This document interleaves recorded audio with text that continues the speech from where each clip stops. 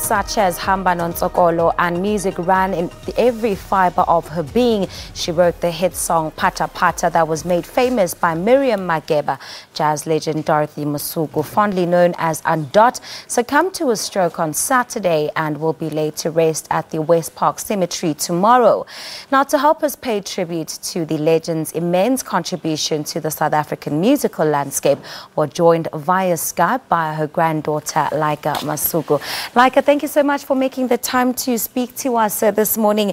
Take us through what it was like growing up in the Masuku household. For some of us, we imagine it being full of music and singing and dancing. Was it always the case? No. My grandma is very traditional and African and strict. So at home, she was just go-go, and she was more like, she played like the mother figure, so she was Kezizicha, you know, it was typical home. She wasn't a diva at home. Now, what are you going to miss the most about having her around? Just a genuineness. My grandma is very, very genuine. If she had a problem, if you hurt her or anything, she'll just be like, Laika, why did you do this? Why did you do that? And once you've had that conversation, it was over. She didn't keep any grudges. She was just a happy, free-spirited person. Now, she's been in music, you know, for almost her entire life. What was it like for you as a child when you first realized that you're going to have to share your gogo with so many other people, not just on South African soil, but across the continent, when you realized that she was this famous figure that, you know, is going to really share parts of herself with other people outside of her family home? For me, I realized very early that it was my heritage and that I had to help her. Like, I had to find out what's happening. How do you do this music thing? How does it work? And I got involved and I started helping her with her events and her gigs and just helping her in her career, because my grandma is from the fax generation. So she didn't really understand some of the, you know, sending emails. And she was like, oh, send a telegram. I was like, no, Gogo, people don't use telegrams anymore. What are some of the things that you would like to share with us that perhaps the rest of us don't know, that the world looking from the outside in, maybe, you know, just are not familiar in terms of her character traits, in terms of her personality? You mentioned that she was quite strict at home, but what else is it that you can share about her life that we didn't know? My grandma was everybody's grandma, not just with the family. And I have a large family. We have family in Botswana, in Zambia, in Tanzania, in Zimbabwe, and everybody calls her grandma.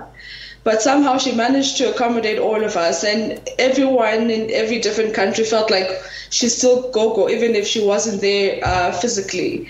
If it was a wedding, whatever it was, she was always there for every family member. Now, what would you say it is about music that made your grandmother so happy? Did she ever tell you what it is about what she did that just lifted her soul and made her lighter? Music was my grandma's heartbeat. It's actually the blood that was in her body. She was music.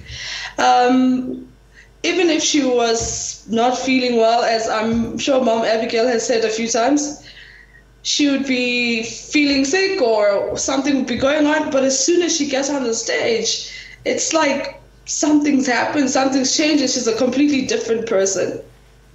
What do you think is her greatest legacy, and how do you think your grandmother would love to be remembered by those she's left behind? My grandma was very proud of where she came from, and she always stressed, you know, don't forget who you are. No matter where you go, what you become, always remember ukuthi uyaphi. And which would you say are some of her songs that perhaps describe best the person that she was? Hamba Nontsokolo is Dorothy Masuka. Sure. and in what ways? It tells a story because she wrote the song when she was on a train traveling between Bulawayo and coming to Johannesburg. in boarding school as a young girl. So it was her story. This young girl from Bulawayo or Rhodesia at the time, traveling to South Africa to find a life for herself. And she started at the age of 12. So Dorothy Masuku is Hamba Nontsokolo. And how would you like for people to continue to celebrate her?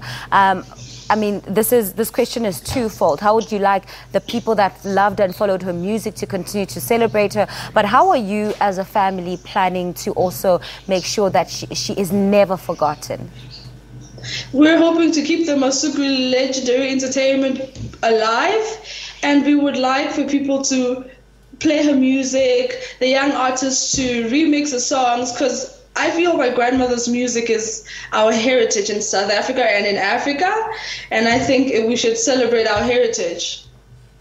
Oh, fantastic, Laika. It was such a pleasure chatting to you this morning. Thank you so much for your time and your generosity and just sharing all these amazing stories and beautiful stories about your late grandma. Thank you very much. Thank you. Have a good day.